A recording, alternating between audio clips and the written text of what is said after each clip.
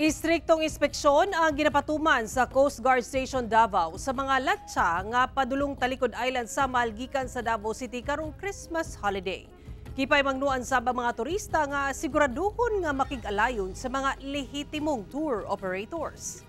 Anay report ni Argil Relator.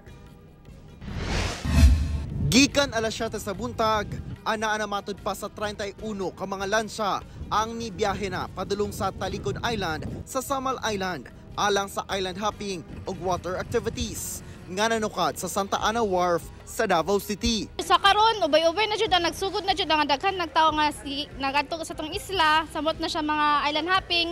Daghan daw hurot pud tanan ang mga boat. Gilauman nga sugod ugma sa bispera sa Pasko, ingon man sa mismong adlaw sa Pasko, ubay-ubay ang mag-island hopping sanglit holiday. Hinoon ang Coast Guard Station Davao ginasiguro nga luwas ang paglawig sa matag lansya. Istriktong ginainspeksyon kung nasunod ba ang mga regulasyon. Una mahatagan og clearance sa Coast Guard ang matag lansya nga makalawig. Pinupuntahan ng mga inspectors natin through their pre-departure inspection, and then compel yung require yung mga pasahero to wear life jackets, lalo na sa mga open deck na passenger boat. And aside from that, yung strict implementation ng proper head count ng pasahero para wala tayo overloading.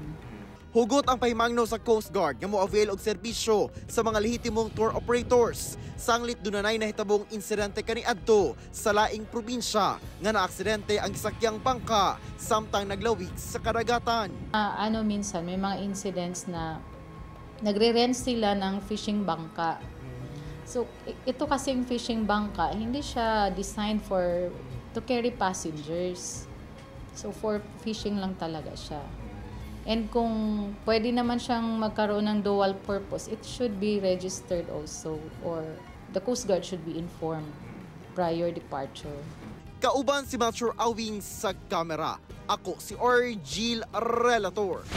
1 Mindanao.